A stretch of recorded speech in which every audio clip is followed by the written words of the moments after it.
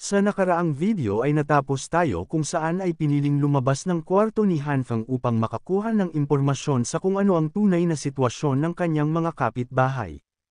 Sa paglalakad ay napasabi siya na ang bilang ng mga pamilya na humaharap sa matinding hirap ay mukhang mataas, nang bigla naman itong napahinto dahil sa kumos iyon na nagaganap.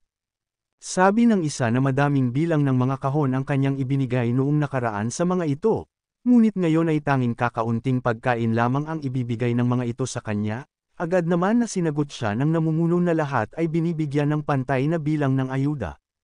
Sa nangyari ay galit naman itong sinabi na kung ganun ay ibalik na lamang ng mga ito ang mga ibinigay niya sa kanila, na agad naman siyang sinagot at humingi ng pasensya dahil sa hindi na nila pa maibabalik iyon sa kanya, dahil ang sakunang nagaganap ay hindi pa natatapos, at inaasahan nito na makita niya ang malaking dulot nito para sa lahat. Matapos ay sinabihan naman niya ang lalaki na kapag ang sakunang ito ay matapos na ay babayaran na lamang siya nito ng malaki kapalit ng kanyang naitulong, ngunit hindi naman ito sinang-ayunan ng lalaki at sinabi na kung sinong makakaalam kung hanggang kailan ang masamang panahon na ito, dahil ngayon ay ang tangi lamang niyang kailangan ay ang makuha ang mga pagkain na kanyang na-donate sa kanila. Nagalit naman ang iba pa at sinabi na punanggakwan naman na siya ni Xiao Jiang at ihinto na nito ang pagiging makasarili. Dahil sa alam ng mga ito na ang iniisip lamang niya ay ang magkaroon ito ng pansariling supply ng pagkain, na sinundan pa ng iba at pilit na siyang pinapaalis dahil sa mayroon pang ibang nakapila na kukuha ng ayuda bukod sa kanya. Sa nakitang iyon naman ng ating bida ay masaya naman itong napapasabi na walang paraan para makuha niyang muli ang i-donate nitong mga pagkain sa kasalukuyang sitwasyon. Ngunit ang ilagay ang kanyang sarili sa harapan ng mga nagrereklamong mga kapitbahay na nagbigay ng malalaking bilang ng mga supply ay labis nakakapalan na ng muka. Nang bigla naman itong nagulat dahil sa pagdating ni Brother Lee sa kanyang tabi, kaya naman ay agad niyang kinamusta ang kalagayan nito dahil sa labis itong nanlamig nang sinugod niya ang makapal na yelo na nakabara sa kanilang pintuan. Sinabi naman nito na masyado siyang nanginginig dahil sa wala itong sapat na lakas. Ngunit sa tingin niya ay mas mahirap para sa kanyang damapend na lamang sa pag-inom ng tubig upang mapawi ang kanyang gutom, dahil dito ay tinanong naman siya ni Hanfeng na kung wala na ba itong natitirang pagkain sa kanyang bahay. Agad naman na sinabi nito na inisip niya ang tulungan din ng kanyang mga kapitbahay noong kamakailan, kaya naman ay ang halos lahat ng kanyang mga supply ay i-donate na nito sa committee, ngunit sa huli ay siya na mismo ang naubusan ng kanyang supply bago pa matapos ang snowstorm. At ang mga supply na ibinibigay sa kanya ng committee ay labis na kaunti, kaya naman ay napasabi na lamang siya na itinabi na lamang sana niya ang lahat ng iyon kung alam niyang ganito ang mangyayari. Sa nangyari ay tinanong naman siya ni Hanfeng kung mabibigyan ba siya ng pabor nito, matapos na may ibulong, ay agad naman na napasabi si Brother Lee na ang kanyang nais ay napakasimple lamang, ngunit handa siyang bigyan ito ng 4 na balot ng instant noodles at 2 sausage. Na sinagot naman ng ating bida na huwag niyang isipin na maliit na bagay lamang iyon, at bukod pa doon ay maging siya ay wala ding halos na natitirang mga supply ng pagkain sa kanyang tahanan. Sa nangyari ay napaiyak naman dito si Brother Lee dahil sa gumagawa lamang ng dahilan ng ating bida upang bigyan siya nito ng kanyang makakain, kaya naman ay napasabi na lamang siya na hinding-hindi niya makakalimutan ang ipinakita nitong kabaitan sa kanya sa buong buhay nito. Kaya naman matapos na mapahawak ito sa balikat ni Hanfeng, ay sinabi nito na siya na ang bahala para sa maliit na bagay na nais nito sa kanya, na agad naman na pinasalamatan ng ating bida at sinabi na magtungo ito sa kanyang bahay upang kuhanin ang kanyang pagkain. Sinang-ayunan naman ito ni Brother Lee ngunit sabi niya na kukuha muna siya ng ayuda bago ito magtungo doon. Sa isip naman ni Hanfeng na sa ilang piraso lamang ng instant noodles at 2 pirasong sausage ay magagawa na niyang maresolba ang kanyang problema, at sa paraan na ito ay hindi na niya pa kailangan na personal na lumabas upang kumuha ng mga impormasyon sa mga dadating na araw. Gayunpaman ay kahit na ganun ay nag-aalala pa din siya para kay Brother Lee, ngunit hindi naman kasing importante iyon kumpara sa kanyang pagkain sa kanyang sofa habang naglalaro ng online games. Nang bigla naman siyang natigilan dahil sa may kung sino ang tumawag sa kanya, at sa paglingon nito ay nakatanggap naman siya ng malutong na sampal mula kay Haiwana, matapos ay sinabi nito sa ating bida na labis siya nitong pinaasa. Kaya naman ay tinanong nito si Hanfeng na kung bakit hindi ito sumasagot sa lahat ng kanyang mga chat dito. Ngunit sa isip naman ng ating bida, ay napapatanong ito na kung talaga ba na sinampal siya ng isang ito. Kaya naman ay galit itong napasabi sa kanyang sarili na hindi pa siya nito nasisingil para sa pagkakautang niya noong nakaraan, ngunit ngayon ay nagawa pa siya nitong sampelan ng walang rason, kaya naman ay napasabi na lamang siya na mukhang sa tingin ng babaeng ito ay basta-basta lamang siya.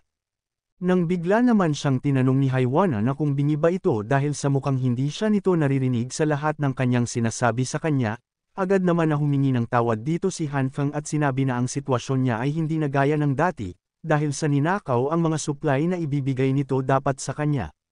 Sabi pa nito na noong inilagay niya ito sa labas ng kanyang pintuan at pumasok upang balikan ang kanyang susi, ay nang makabalik siya ay bigla na lamang na nawala ang mga ito. Napatanong naman ang babae na kung hindi ba nito hinanap iyon matapos, na sinabi naman ng ating bida na ginawa niya ngunit wala itong nakitang kahit na anong palatandaan.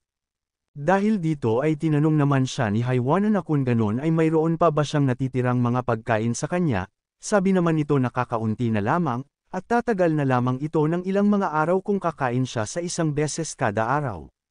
Sa narinig naman na ito ni Haiwana ay bigla naman itong nakaramdam ng kasiyahan, at sinabihan ang ating bida na maaari nitong hatiin ang kanyang supply para sa kanya, at kumain na lamang ito ng isang beses kada 2 araw, sa ganung paraan ay magagawa nilang makaligtas sa sakunang ito ng magkasama. Sa isip naman ni Hanfeng ay hindi ito makapaniwala dahil sa may lakas ang babaeng ito para utusan siya ng bagay na iyon, ngunit naalala naman nito na sa mata ng dalaga ay isa lamang itong kagamitan na magagamit kung kinakailangan. Kaya naman ay sinang-ayunan nito ang nais na mangyari ni Haiwana, dahil sa nakagawa ito ng pangako noong nakaraan, kaya naman ay papayag na siya na hatiin nilang dalawa ang kanyang natitirang supply ng pagkain ng patas, dahil dito ay masaya naman na nagpasalamat ang dalaga sa kanya. Matapos ay tinanong naman niya ang ating bida na kung magagawa ba niyang maibigay ito sa kanya ngayon, na agad naman na sinagot ni Hanfeng na sa tingin niya ay mamayang gabi na lamang at magsesend siya ng chat dito kapag natapos na siyang ibalot ang mga iyon, dahil dito ay napasabi naman ang dalaga na maghahantay siya sa chat nito at babalik na siya, na agad naman din na sinang-ayunan ni Hanfeng at sinabi na mamayang gabi na lamang sila magkita. Kinagabihan naman matapos ng kanilang pagkikita, ay tinadtad naman ng dalaga ng chat ang ating bida dahil sa mayroon silang usapang pagkikita ngayong gabi, kaya naman ay naiinis itong napapatanong na kung ano na naman kayang ginagawa ni Hanfeng at hindi ito makareply sa kanya, at hindi naman siguro nais na kalabanan siya nito. Matapos ay agad naman itong nagdesisyon na magtungo sa tinutuluyan ng ating bida ngunit hindi na gumagana ang elevator ng lugar, dahil dito ay nagpasya na lamang siya na gumamit ng hagdan papunta doon. Habang naglalakad paakyat ay hindi naman nito naiwasan ang magreklamo at mapasabi na kung hindi lamang dahil sa pagkain ay hindi siya makikipagkita sa isang iyon, bukod pa doon ay labis na nakakapagod ito dahil sa ilang araw na din siyang hindi nakakakain ng tama. Makalipas ng ilang minuto ay napasabi naman siya na sa tingin niya ay malapit na ito, ngunit may napansin naman siya, dahil sa ang mga emergency light ay mukhang mga nasira na. Nang bigla naman itong napahinto dahil sa may narinig siya sa di kalayuan, kaya naman ay agad itong nagtanong kung may tao ba sa paligid, ngunit sa labis na dilim ng lugar, ay may kung ano naman ang bumagsak sa kanya mula sa itaas. Matapos ay bigla naman na nagliwanag ang paligid dahil sa gumana ang emergency light sa lugar, dahil sa nangyari, ay agad naman na humingi ng pasensya ang ating bida sa dalaga dahil sa nakatulog ito, at nang magawa niyang mabasa ang mga chat niya ay agad na itong nagmadali na bumababitbit ang mga pagkain na sinasabi niya. Bukod doon ay hindi niya inakala na ang mga ilaw sa lugar na ito ay hindi maayos, kaya naman ay sa pagmamadali niya ay nahulog niya ang mga harina na kanyang dala. Sa nangyari ay nagalit naman sa kanya si Haiwana dahil sa hindi ito nag-iingat. Habang nakikita naman ni Hanfeng na naiinis ito sa nangyari, ay masaya naman na napapasabi sa kanyang sarili ang ating bida dahil sa ito ay ang bagay na inihanda niya para dito, matapos ay agad na nitong iniabot ang kanyang mga dalang pagkain na hinati niya para dito. Nang makita ito ni Haiwana ay napasabi naman siya na mukhang mga basura na ito at ang iba pa ay nabubulok na. Napasabi naman ng ating bida na kinailangan niya na kumain ng tama upang magawang mapanatili na mayroon pa siyang makain, ngunit sinabi naman ng dalaga na ang mga ito ay napakadumi at kung makakain pa ba ang mga ito. Dahil dito ay sinabi naman ni Hanfeng na kung ayaw niya ay ibalik na lamang niya ito sa ating bida, ngunit hindi naman ito ibinigay ni Haiwana at sinabi na sinong may sabi na hindi niya gusto ang mga pagkain na ito. Sa isip naman ng ating bida na ito pala ang Diyosa na kanyang hinahabol sa lahat ng kanyang makakaya, nang napasabi naman ito na ang panlabas ng mga pagkain ay mukhang nagkulay itim na ngunit ang loob ay mukhang ayos pa naman, at sa tingin niya ay magagawa niyang makain ito matapos na mabalatan gamit ang kutsilyo. Matapos ay kinuha din nito ang harina na itinapon sa kanya ng ating bida, at masayang napasabi na kahit papaano ay may kalahati pang natira sa mga ito. Habang pinagmamasdan naman siya ni Hanfeng na pabalik sa kanyang tinutuluyan, ay sa isip niya na sapat na para sa babaeng ito ang mga basura niya upang magawang puna ng kumikulam niyang sikmura ng ilang mga araw. Sabi pa nito na hindi niya magagawa ang maligo dahil sa labis na lamig, kaya naman ay magtiis itong mayroong mga harina sa kanyang buong katawan. Habang naglalakad naman ito pabalik, ay may kung sino naman ang nagmamasid sa kanya, agad naman na naramdaman ito ng ating bida. Kaya naman ang magawang pumasok nito sa kanyang pinasukan, ay agad naman niyang sinunggaban ito, at sinabihan na mukhang naghahanap ito ng sakit ng katawan, ngunit nagulat naman siya dahil sa isa itong batang babae. Kaya naman ay agad niyang tinanong ito na kung bakit siya nito sinusundan at kung anong nais niyang gawin, hindi naman siya sinagot ng dalaga. Kaya naman ay tinakot siya ni Hanfeng na kung hindi pa ito magsasalita ay wawasakin nito ang kanyang mga damit, ngunit hindi pa din ito nagsalita. Kaya naman ay inalisa na siya ni Hanfeng at sinabihan na sa ngayon ay hahayaan na lamang muna siya nito, at agad na itong bumalik sa kanyang tahanan, ngunit bigla naman siyang napahinto, dahil sa bigla na lamang siyang hinatak nito, upang labis niyang ipagtaka. Sinabihan naman siya ng ating bida na tumigil na ito sa pagtitig sa kanya, at kung wala siyang sasabihin ay aalis na lamang siya, ngunit bigla naman itong tumuro sa kung saan, upang mapasabi ang ating bida na mukhang nais ng babaeng ito na sumunod siya sa kanya.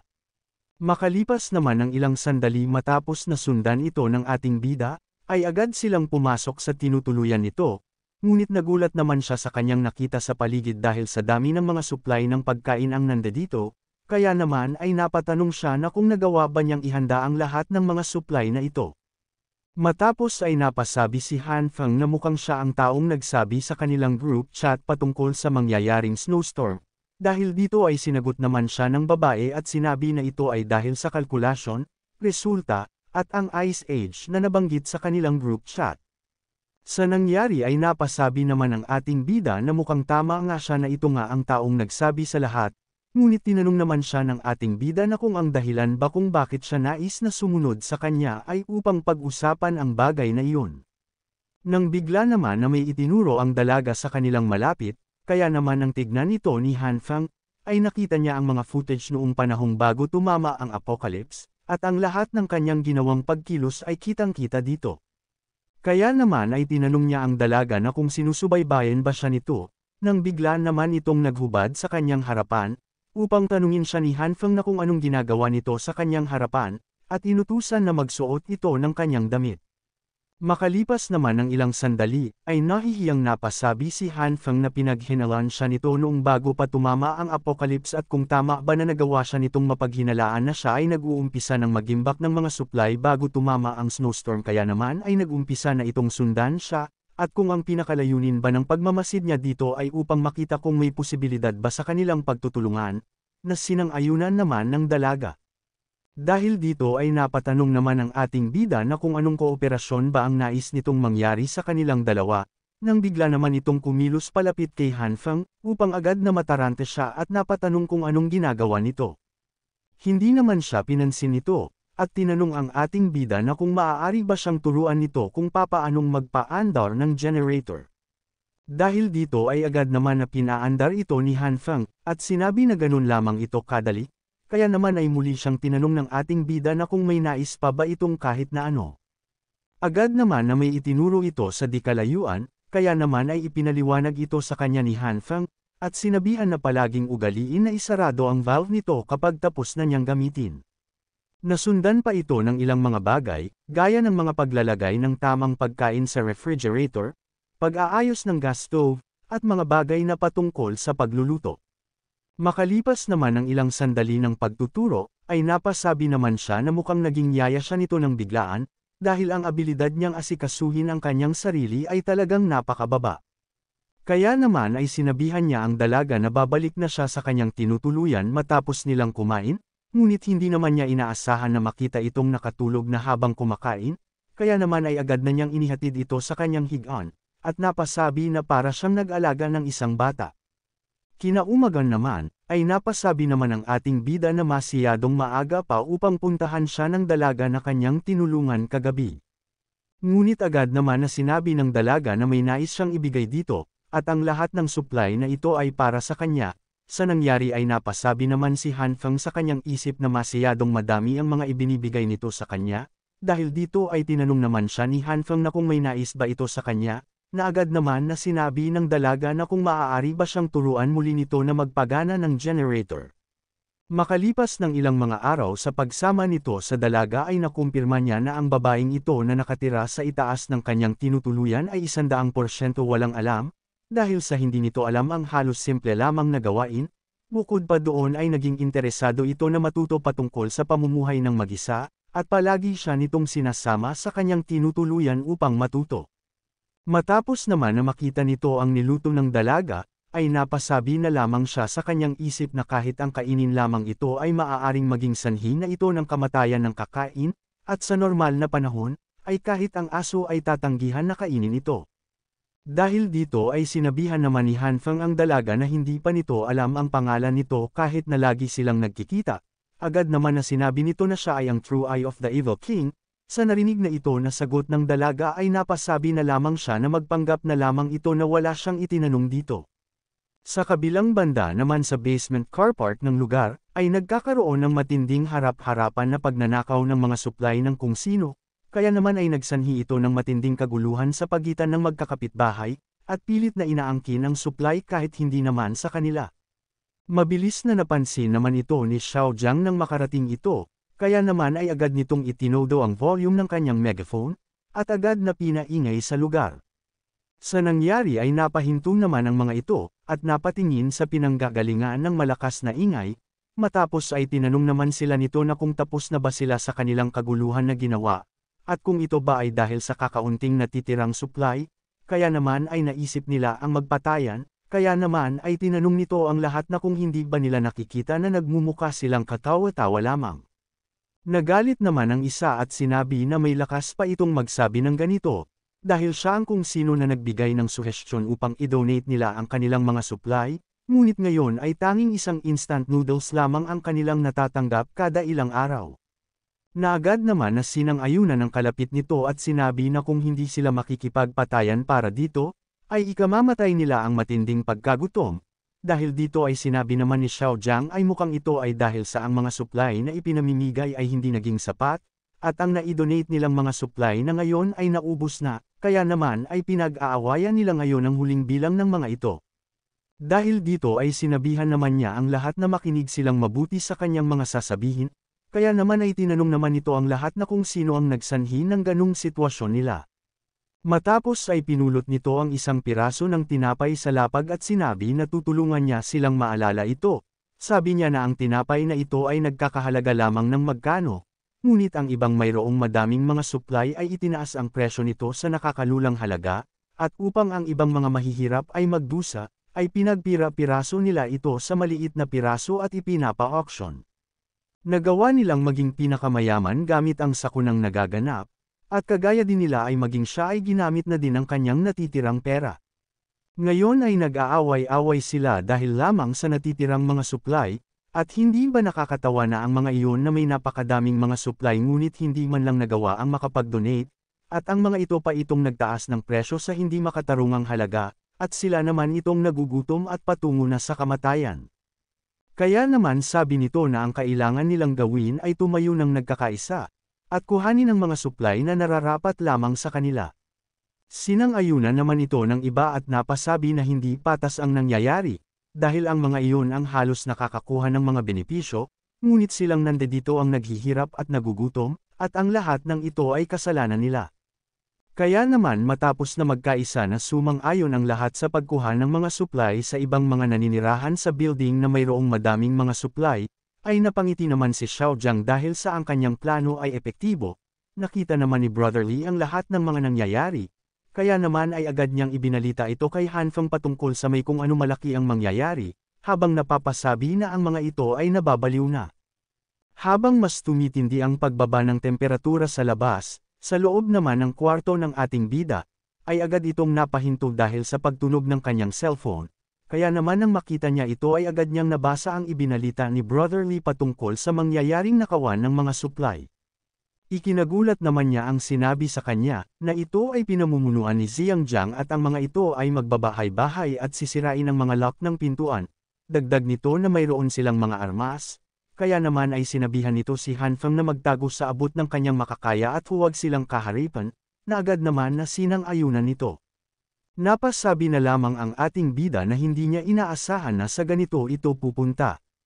Kahit na mayroon siyang 2 baril sa oras ng ganitong krisis, ngunit kapag ang isang organisadong operasyon na gaya nun at ang kanyang mga supply ay mailalantad, ang kaharipan ng mga baliw niyang kapitbahay, ay hindi magiging madali kung saan ay maaari pa siyang kainin ng mga ito at itira lamang ang kanyang mga buto, kaya naman sabi nito na kailangan niyang paghandaan ang kanilang magiging pagsalakay. Matapos ay agad itong kumuha ng mga fire extinguisher, at nag-umpisang gumawa ng mga pangdepensa. Ngunit habang ginagawa niya ito, ay biglaan naman na nawalan ng supply ng kuryente sa buong lugar, upang ang lahat ay magpanik dahil maging ang signal ng internet ay nawala na din. Napasabi na lamang ang ating bida na dahil sa matinding snowstorm at sa malawakang paggamit ng kuryente upang makapagpainit, ay alam niyang mangyayari din ito kalaunan, dagdag pa nito na dahil sa pagtaas ng snow sa labas at pagbaba ng temperatura, ay nagawang imposible para sa mga maintenance ang makapag-ayos, na sa madaling salita na ang pagkawala ng kuryente at ng signal ay maaaring maging permanente. Kapag ang mga owner sa lugar ay mapagtanto na ang kuryente ay hindi nababalik pa, ay ang pagpapanik ng mga ito ay magsasanhi ng mas seryosong rebelyon, at ang tunay na impyerno ay dito na magsisimula. 30 minuto bago ito, sa lugar ni Haiwana, ay sinasabi ng kausap nito na nasabi niya sa kanilang group chat na bibilhin niya ang lahat ng mga supply sa market ng 50 beses sa normal na halaga nito, kaya naman dahil dito ay ang lahat ay natahimik at hindi na nagtanong pa. Pagmamayabang pa nito na tanging 500,000 lamang ang nagastos niya para sa lahat ng mga supply, at nagawa na din niyang may benta sa auction ang iba sa mga ito sa mas mataas na halaga, at ang lahat ng mga mahihirap nilang mga kapitbahay ay nagpapatayan upang bilhin ito sa kanya. Kaya naman ay nagawa pa nitong kumita ng mas malaki sa kanyang nagastos. Matapos ay tinanong nito ang babae na kung ang pagpili ba na sumama sa kanya ay isang tamang desisyon, na masaya naman na sinang-ayunan nito, kaya naman dahil dito ay napasabi na lamang siya sa kanyang isip, na hanggat mayroon siyang mga supply, ay maaari niyang gawin ang lahat ng kanyang naisin sa babaeng ito. Nang bigla naman siyang natigilan dahil sa mga taong pilit na kumakatok sa kabilang kwarto malapit sa kanila, kaya naman ay napasabi na lamang siya na kung bakit napakaingay ng mga ito sa kalagitnaan ng gabi. Dahil dito ay agad niyang pinakinggan ang mga nangyayari sa labas, at narinig niya na nais-targetin ng mga ito ang kanyang bahay dahil sa naalala nila na bumili ito ng napakadaming mga supply at ibinebenta sa kanilang group chat ng mas mahal. Kaya naman ay puwersahan nilang binuksan ang pintuan, kaya naman maya-maya matapos ng pagpipilit ng mga ito, ay nagulat naman ang may-ari sa kanyang nakita, dahil sa napakadaming mga kapitbahay niya ang nagtungo sa kanyang pamamahay na may mga dalang armas upang pagnakawan siya. Sa kinaroroonan naman ni Hanfeng, habang abala ito sa pag-aayos dahil sa biglaang pagkawala ng kuryente sa buong lugar, ay naiinis ito dahil sa hindi siya nagiging matagumpay sa paggawa ng pampasabog na ilalagay sa kanyang pintuan, kaya naman ay napasabi na lamang siya na kung may internet lamang ay mas mapapadali siya sa kanyang ginagawa. Nang bigla naman siyang natigilan dahil sa pagkatok ng kung sino, kaya naman ay agad itong sumilip sa maliit na butas. Matapos naman na makita niya ang buhok nito at sukat ng taas, ay tinanong niya ang dalaga na kung ano ang nais nito ngayon sa kanya, ngunit hindi naman ito sumagot at agad na nagsabi na tulungan siya nito. Nang bigla naman niyang naalala ang nakaraang nangyari sa kanya nang pinagbuksan niya si Haiwana ng pintuan, dahil sa may kung sino ang agad na pumalo sa kanyang ulo. Dahil dito ay agad siyang napabitaw sa pintuan, at sinabi na nakatanggap siya ng balita na ang ilan sa mga owner ay winawasak ang mga pintuan at pinagnanakawan ang mga ito ng kanilang mga supply, kaya naman ay sinabi nito sa dalaga na ito ang dahilan kung bakit hindi siya nito kayang pagbuksan at bumalik na lamang siya sa kanyang tinutuluyan. Makalipas naman ng ilang minuto, ay nanatili pa din ang dalaga sa harapan ng kanyang tinutuluyan habang nilalamig, nang bigla na lamang siyang natigilan dahil sa narinig nito ang mga papalapit nilang kapitbahay upang magnakaw ng mga supply. Matapos na makaakyat ng mga ito, ay napasabi na lamang ang isa na mukhang wala pang kung sino ang nagnakaw sa lugar na ito, kaya naman ay nagutos ang isa na maghiwa-hiwalay sila upang magnakaw sa buong 18th floor. Kaya naman ay agad nitong kinuha ang crowbar sa kanyang kasama, at agad na kumatok sa kinaroroonan nila Han Feng habang sinasabi na naparito sila upang maghatid ng kaniyang ayuda, ngunit dahil sa walang sumasagot ay pinwersa na ng mga ito na buksan ang pintuan, napasabi naman si Han Feng sa kanyang kasama na wala itong dapat na ikabahala dahil sa nagawa nitong mapatibay ang kanyang pintuan. Kaya naman makalipas ng ilang minutong pagpipilit ng mga ito, ay napasabi na lamang ang mga kapitbahay nila na masyadong matigas ang pintuan ng isang ito na kahit ang hawakan ay hindi niya magawa ang masira, kaya naman sinabihan na lamang nito ang kanyang kasama na markahan na lamang ang unit na ito at babalikan na lamang. Napasabi naman si Han Feng sa kanyang isip na sa wakas ay nagawa niyang mapasuko ang mga ito, at maswerte siya dahil sa nagawa niyang mapatibay ang kanyang pintuan, nang bigla naman itong natigilan, dahil sa naalala niya ang babae na tinakpan niya ng bibig, kaya naman ay agad niyang inalis ito at kinamusta, ngunit pagpapasalamat lamang ang kanyang sinabi sa ating bida. Makalipas ng ilang sandali ay napasabi naman si Han Feng na mukhang wala na sa lugar ang mga kapitbahay nila, kaya naman sabi nito na kapag natapos na siyang ayusin ang depensa sa kanyang pintuan, ay kapag sinubukan nilang hawakan muli ang kanyang pinto ay makukuryente sila hanggang sa mamatay. Sabi pa niya na ito ay isang electrocution defense measure, at hindi naman niya maiintindihan ang bagay na ito kahit ipaliwanag pa niya, bukod pa doon ay maging siya ay hindi din maintindihan kung paano ito mapaganya. Nang bigla naman na nagsalita ang dalaga at sinabi na ito ay isang anti-theft device na gumagamit ng kuryente, sa nangyari ay nagulat naman dito ang ating bida at tinanong ang dalaga kung alam ba niya ang patungkol dito, na agad naman na sinang-ayunan nito at sinabi na napakasimple lamang ito, dahil dito ay agad naman na itinuro nito sa ating bida ang mga dapat niyang gawin, kaya naman makalipas ng ilang minuto ng pagsunod niya dito, ay nagawa na niyang mapaganya ito. Matapos ay sinabihan naman siya ng ating bida na sabihin na nito ang kanyang nais sa kanya dahil sa madami pa siyang gagawin, na sinagot naman nito at sinabi na siya ay dito muna manunuluyan, kaya naman dahil dito ay gulat na napatanong si Han Feng kung totoo ba ang kanyang narinig. Sabi pa nito na kung hindi siya nagbibiro sa gusto niya ay hindi mangyayari ang kanyang nais, at agad na pinabalik ito sa kanyang tinutuluyan, ngunit nang lapitan niya ito upang palabasin, ay bigla naman siyang napatid upang magawang mapabagsak sa mesa sa malapit.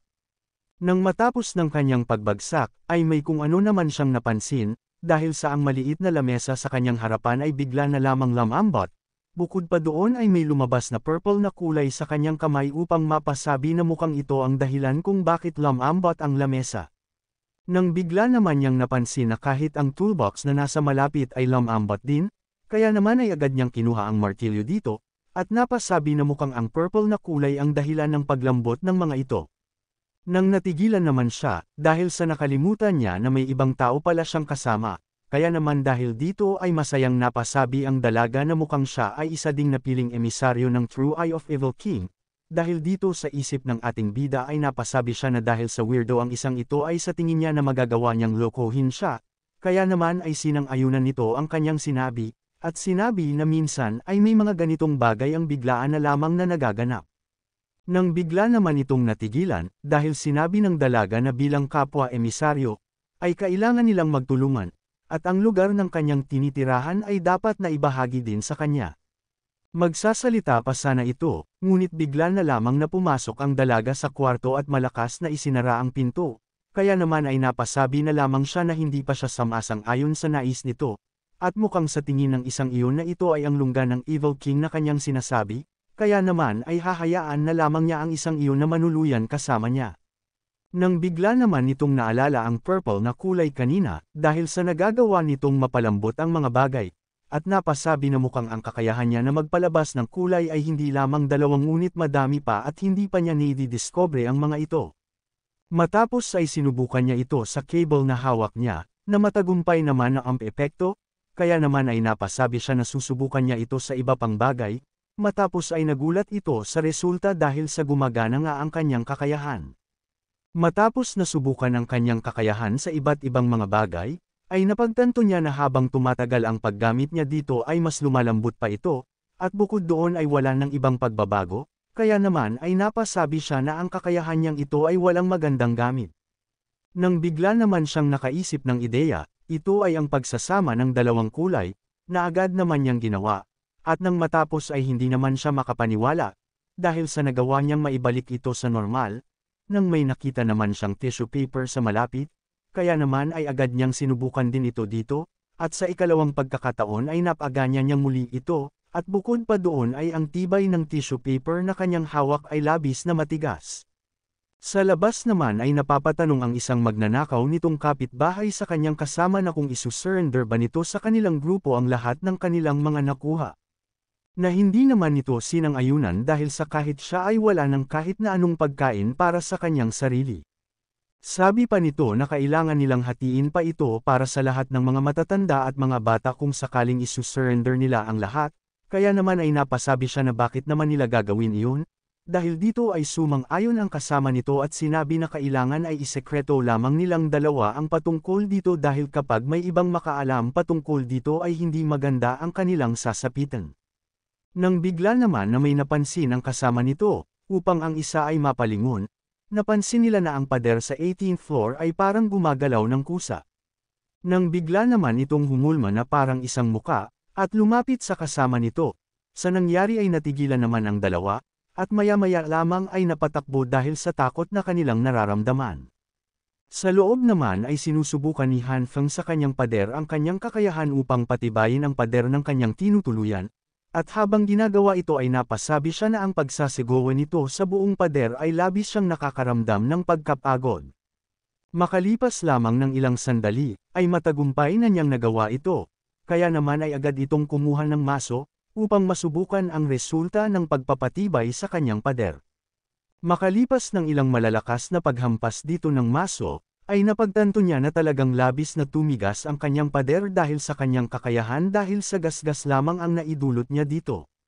Sa kabilang banda naman, sa may car park ng lugar, ay sinasabi ng isa na tanging ito lamang ang kanilang nakuha sa kanilang ginawang pagnanakaw, dahil ang halos lahat sa lugar ng kanilang pinuntahan ay may kakaunti lamang na natitirang pagkain. Nang bigla naman itong natigilan ng may kung sino ang humawak sa kanyang balikat, at agad siyang pinadapa ng sapilitan, matapos ay tinanong siya nito na kung saan niya tinago ang ninakaw nitong mga pagkain, ngunit pinanindigan naman niya ito at sinabi na ang lahat ng kanyang ninakaw ay ibinigay niya dito at wala siyang tinago na kahit na ano.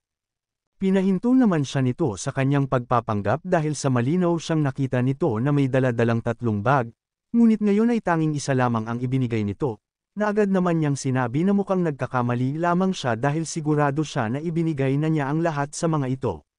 Dahil sa hindi pa din ito naniniwala sa kanyang sagot, ay napasabi na lamang siya na mukhang kailangan na niyang banatan ito upang magsabi ng totoo, ngunit bigla naman siyang natigilan dahil sa mabilis siyang pinigilan ni Xiao Jiang. Matapos ay sinabihan niya siya na bitawan na muna niya ito, ngunit agad naman niyang sinabi na ang taong ito ay pasekretong nagtatago ng pagkain na para dapat sa lahat. Sinang-ayunan naman ito ni Xiao Jiang at sinabi na iwan na muna at siya na ang bahala, kaya naman ay agad niyang binitawan at sumunod. Makalipas naman ng ilang sandali matapos niyang kausapin ito, ay inilabas na nito ang mga pagkain na kanyang itinago, at agad na himingi ng paumanhin dahil sa nagawa lamang niya ang bagay na iyon dahil sa mayroong 5 tao ang kailangan na pakainin sa kanyang tahanan, at ang ayuda para sa kanila ay labis na hindi sapat.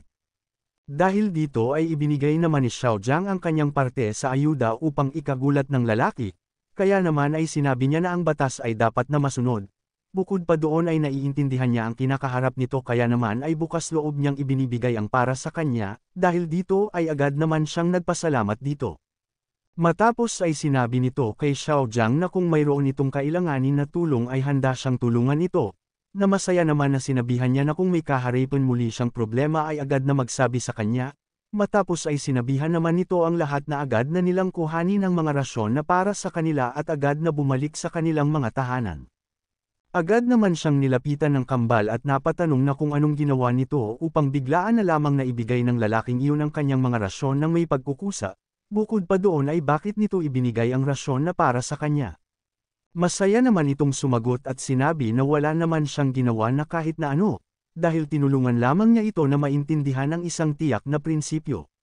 Sabi nito na ipinaalam lamang niya sa taong iyon na kapag hindi siya sumunod sa kanilang mga batas, ay hindi na nila pa siya hahayaan na makisali sa kanila, at siya ay magiging kalaban ng kanilang grupo, at bukod pa doon ay maaari niya din nakaharipan ang galit ng mga kapitbahay nila dahil sa pagkuha ng mga pagkain ng mga ito ng mag-isa. Sa lugar naman ng ating bida, ay abala ito sa pagpapatibay ng kanyang tinutuluyan, kaya naman ang matapos ay nakahinga na ito ng maluwag dahil sa ang kanyang buong tahanan ay natapos na sa pagpapatibay. Nang bigla naman itong natigilan dahil sa may kumakatok ulit sa kanyang pintuan, kaya naman ay napasabi siya na mukhang bumalik ang mga kapitbahay niya na nais siyang pagnakawan, ngunit nang sinilip naman niya ito, ay nakita niya sa pintuan ang dalagang si Haiwana. Sabi nito na naisip niya nitong nakaraang mga araw na hindi niya dapat na binaliwala ang pagtingin nito sa kanya, at magagawa mo lamang na maintindihan ang damdamin ng kung sino kapag nasa hindi ka na magandang sitwasyon, at tanging si Hanfeng lamang ang nagmahal sa kanya nang walang hinihinging kapalit, ngunit kung hindi siya naniniwala sa kanyang mga sinasabi ay bakit hindi nito buksan ang kanyang pintuan upang pakiramdaman ang kanyang puso. Bigla naman na napasabi si Hanfeng na ang mga sinabi nito ay eksaktong-eksakto noong araw kung kailan siya pinaslang, kaya naman ay ang ibig sabihin lamang nito ay sa labas bukod sa kanya, ay may kung sino pa ang nagtatago lamang doon. Kaya naman ay habang kumukuha siya ng mga sandata ay sa isip nito ay napapasabi siya na sa wakas ay naganap na din ang kanyang inaasahan, dahil papaslangan niya ang mga ito gamit ang baril na kanyang binili para lamang sa kanilang dalawa. Nang bigla naman siyang napahinto, dahil sa walang kuryente sa buong paligid ngayon, at ang kanyang kaaway ay nagtatago lamang sa madilim na parte habang siya ay nakalantad, kaya naman kung hindi niya magagawang mapaslang ito gamit ang isang putok, ay malaki ang posibilidad na siya ang mamamatay sa mangyayari. Sabi pa nito na kung gagamitin naman niya ang electric shock na kanyang binuo, ay kakailanganin pa niya na sabay ipahawak sa mga ito ang hawakan ng pintuan, at alam niya na napaka-imposible na mangyari iyon, bukod pa doon ay wala siyang ideya kung gaano nga baka epektibo ito.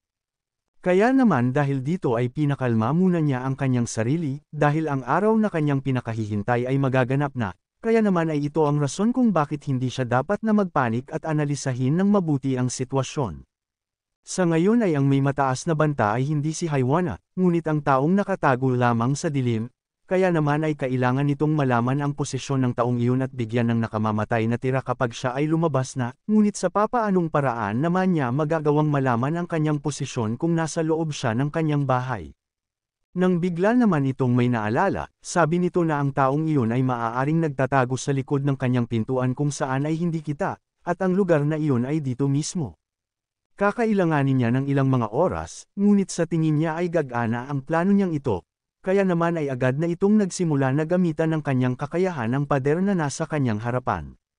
Sa labas naman ay pilit na tinatawag ni Haiwana ang ating bida at tinatanong kung nasa loob ba ito dahil sa walang sumasagot sa loob, nang bigla naman siyang tinanong ng kanyang kasama na kung sulit ba ang pagbibigay niya ng effort para pagnakawan ang binatang nakatira dito, na agad naman na sinang-ayunan ni Haiwana, bukod pa doon ay naalala niya na madaming mga supply si Hanfeng na binili bago pa maganap ang sakunang ito. Dahil dito ay masaya naman na napasabi ang kasama niya na ang nakatira dito ay sapat na para sa kanila upang makakain sa loob ng ilang mga araw, nang bigla naman na may kung ano ang nangyayari sa pader malapit dito, at gumawa ng korte na parang isang maso.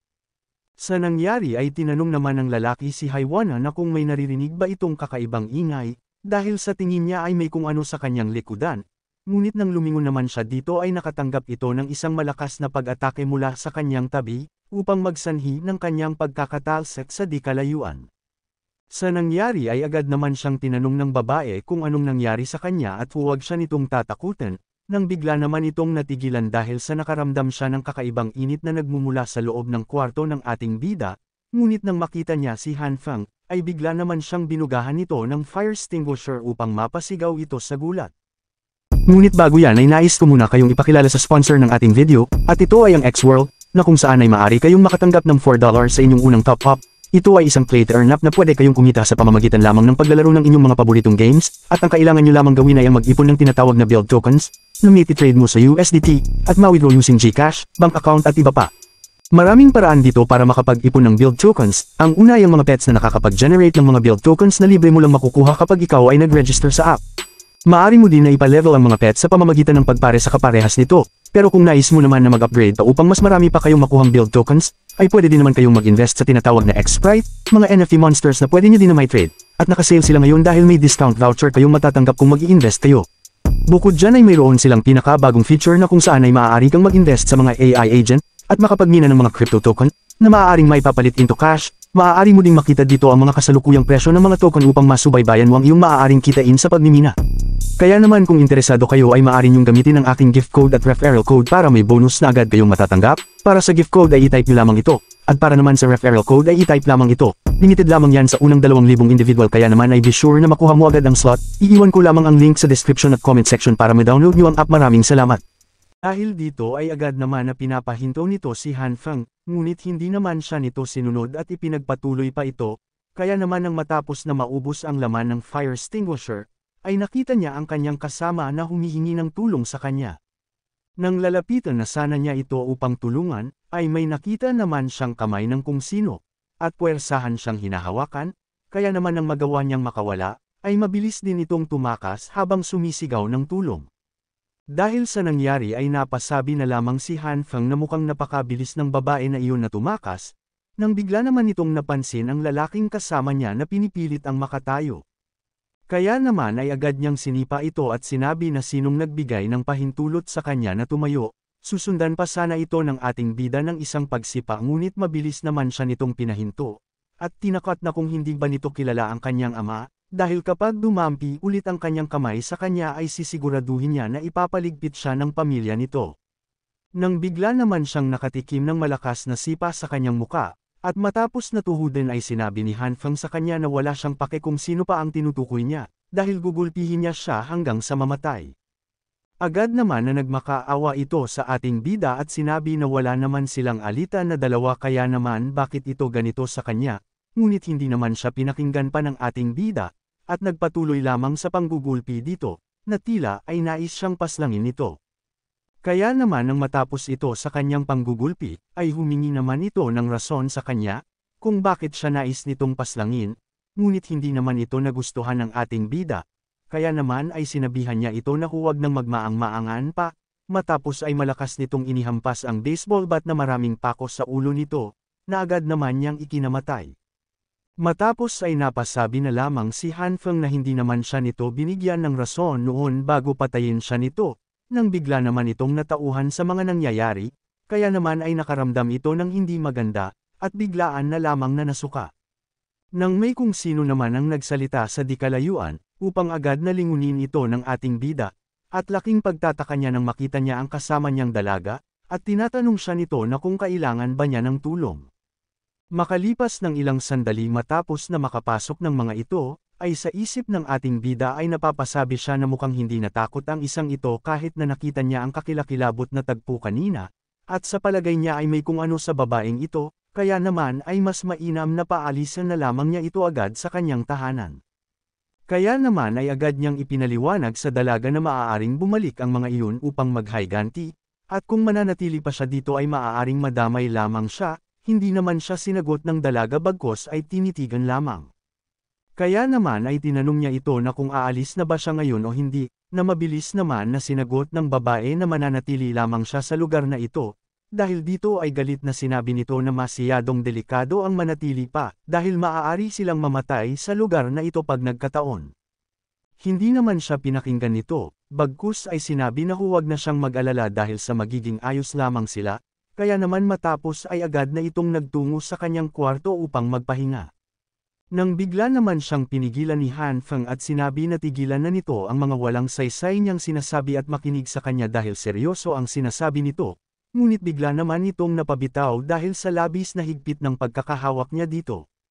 Matapos ay sinabi ng dalaga na mayroon siyang ipapakita dito, upang labis na ipagtaka ng ating bida, kaya naman nang buksan na ng dalaga ang pintuan, ay nanlaki naman bigla ang mga mata nito dahil sa labis na pagkabigla. Sa kabilang banda naman, sa car park ng lugar, ay matyaga na nakapila ang lahat ng mga owners sa lugar upang kumuha ng kanilang mga ayudang pagkain. Hindi naman mapakali si Haiwana habang nakapila dahil sa labis na pag-aalala sa kasama nito. Dahil sa hindi ito nagtungo upang kumuha ng sa kanya, kaya naman habang papaalis ito, ay nagtataka siya kung bakit hindi ito nakabalik kagabi, at kung bakit biglaan na lamang siyang nag-collapse na gaya ng nakita niya, kaya naman napasabi siya na mukhang kagagawan iyon ni Han Feng, dahil sa nagawa nitong maglatag ng bitag bago pa sila magtungo doon. Dagdag pa nito na ang labis niyang ipinagtataka ay noong buksan ni Han Feng ang kanyang pintuan, dahil sa may napansin itong malakas na liwanag at mainit na simoy na nagmumula sa loob ng kanyang bahay, na ang ibig sabihin lamang ay mayroon itong power supply sa loob, kaya naman ay napatanong ito na kung talaga ba na naghanda ang bastardo na iyon bago pa man maganap ang snowstorm, at mukhang mayroong itinatago itong mga pagkain sa loob. Sa nangyari ay galit na galit itong napasabi na ang bastardong iyon ay nagawang magtago ng mga pagkain at hindi man lamang siya sinabihan, at ngayon na mayroon siyang napakadaming mga supply ng para lamang sa kanyang sarili, ay tanging mga basura lamang nito ang ibinigay niya sa kanya noong nakaraan, kaya naman ay kailangan niya na makahanap ng paraan upang makita ang loob ng tahanan ni Han Feng.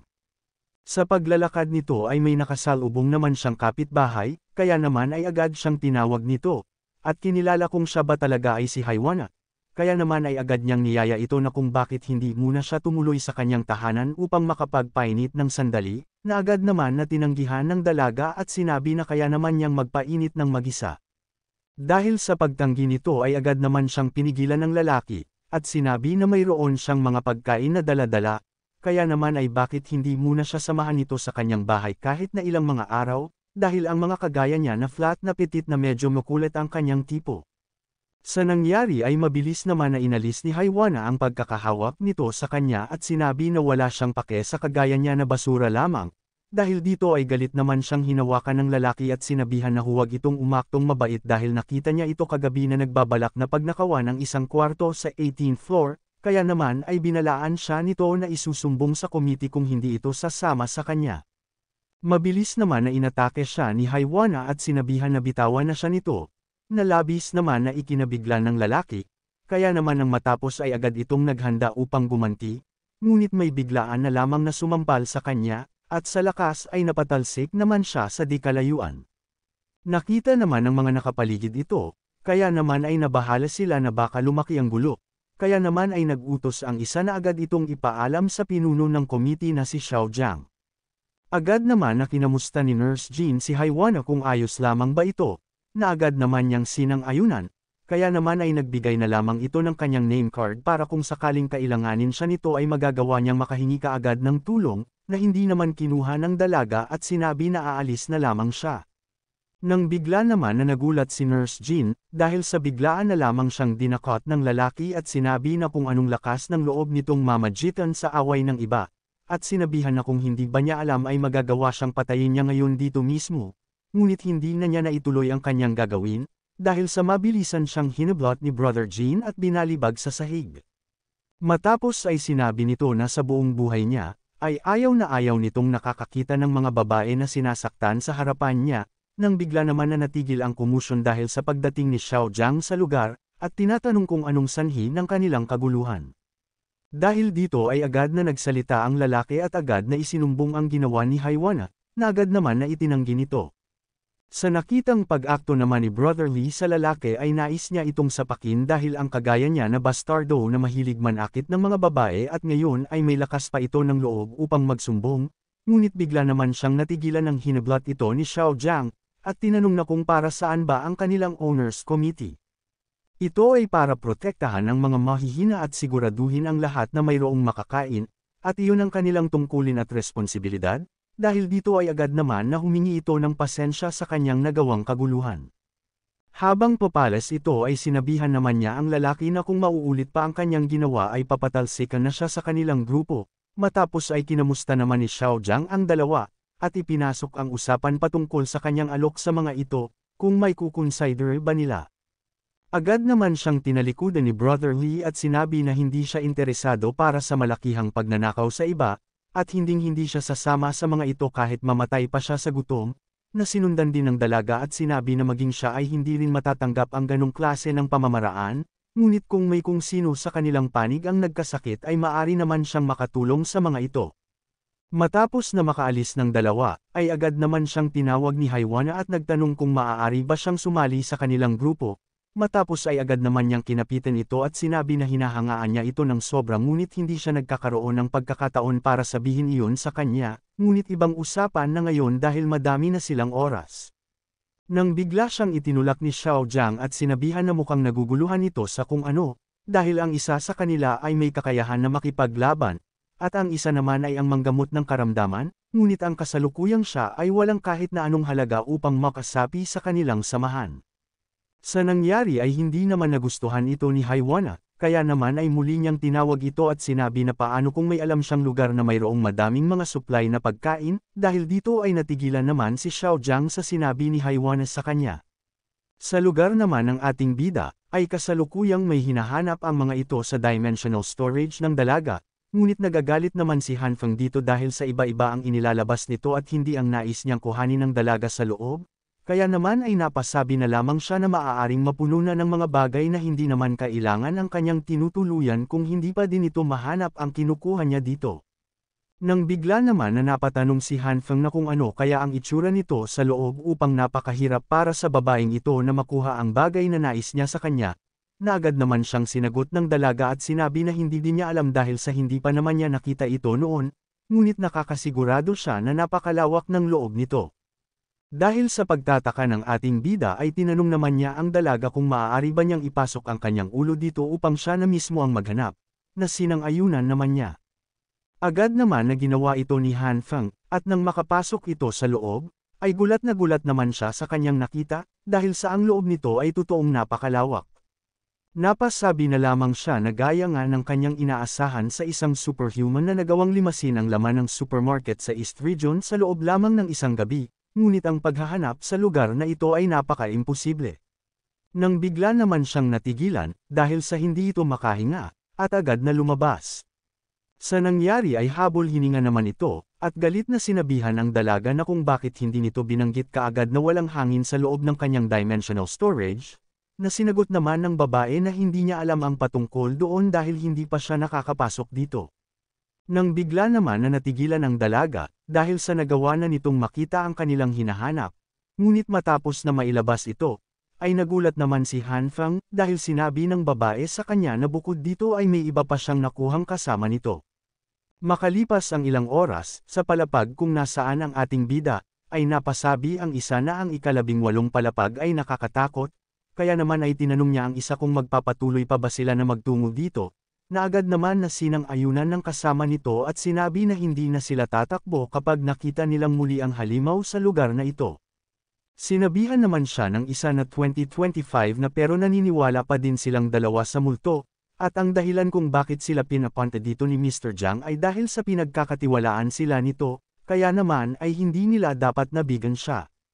Napatanong naman ang kasama nito na papaano kung nagsisinungaling lamang si Haiwana kay Mr. Jiang, na agad naman na sinagot ng kasama nito na huwag na siyang magsalita pa ng mga walang kwentang bagay at magtiwala lamang sila sa desisyon ni Mr. Jiang, at tatapusin nila ito ng madali upang makabalik kaagad. Habang nag-uusap naman ang mga ito ay pinapanood sila ng ating bida gamit ang isang drone, kaya naman ay napasabi si Hanfeng na talagang bumalik ang mga ito, at mabuti na lamang na nasaayos na nila ang monitoring device ng mas maaga.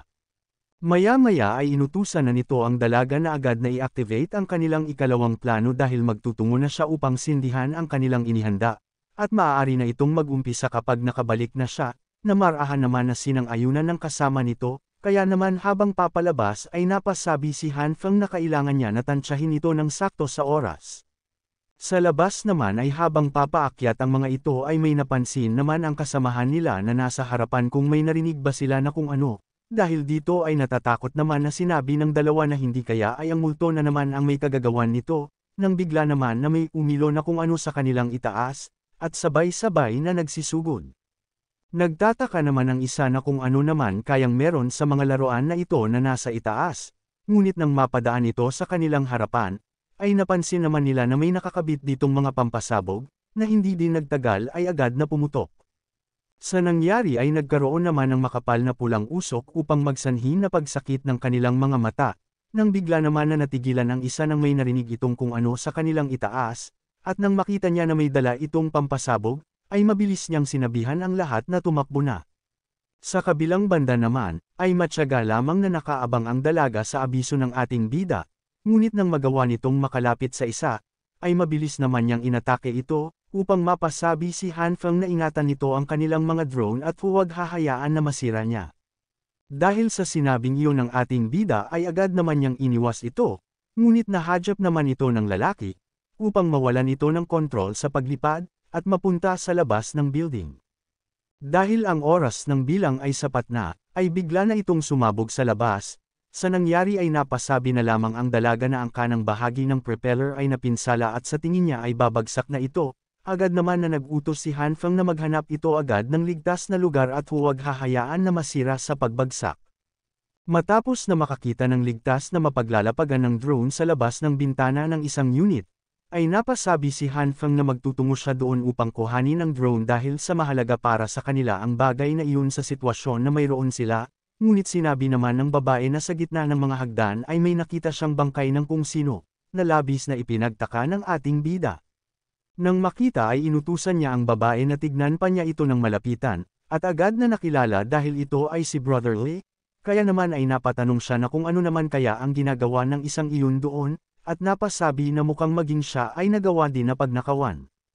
Matapos ay sinabihan niya ang dalaga na babalik din siya agad at dahil mayroon siyang susi na dala ay wag itong magbubukas agad ng basta-basta para sa kung kanino. Habang naghahanda naman siya ay bigla na lamang itong nagtaka sa paglapit ng dalaga sa kanya. Matapos na may iabot, ay sinabi nito sa ating bida na ang hawak niya ay isang radyo upang mapanatili ang komunikasyon sa kanilang dalawa. Matapos na makuha, ay napasabi naman si Han Feng na umaasa siya na hindi niya kakailanganin na gamitin ang bagay na ito sa kanyang paglabas. Habang bumababa sa hagdan ng ating bida, ay ipinapalam naman sa kanya ng kasama nito kung ligtas ba ang lugar o hindi gamit ang kanilang komunikasyon. Nang napasabi ito na base sa kalkulasyon ng drone, ay ang temperatura sa labas ay -49.8 degrees Celsius, ang kung sino nalalabas sa lugar na kagaya nun ng walang kahit na anong pananggalang sa lamig ay magyayelo sa loob ng 30 minuto, nang bigla naman itong naalala ang kalagayan ni Brother Lee, kaya naman ay napasabi na lamang ito na kailangan na niya na magmadali. Sa kabilang banda naman ng gusali ay matapos na ibalita ng tatlo at sabihan ng mga kasama nito na mag-iingat kung sakali na umakyat sila sa lugar na iyon, ay agad naman silang pinasalamatan ni Xiao Jiang, at inutos na bigyan ang mga ito ng 3 pirasong makakapal na damit, dagdag pa nito ay magbibigay pa siya ng mga pagkain sa mga ito dahil hindi nila dapat prituhin ng hindi maganda ang mga taong may ambag na maaayos. Nang tinawag naman siya ni Haiwana at nagtanong kung maaari na ba siyang sumama sa kanila, na hindi naman sinang-ayunan ni Xiao Jiang, sabi nito na una ay hindi nila nagawang makumpirma kung kagagawan ba talaga iyon ng kanyang sinasabing kaibigan. Ikalawa naman ay kung hindi dahil sa sinabi sa kanya ni Uncle Lee na personal niyang nakita na may kung sino ang nag-aakyat ng mga supply noong nakaraan, ay hindi niya ito papaniwalaan. Matapos ay sinabihan nito ang lahat na magtutungo sila doon upang suriin ang 18 palapag, at bigyan na din ng mga ito ng sandata si Haiwana na sinang-ayunan naman ng isa.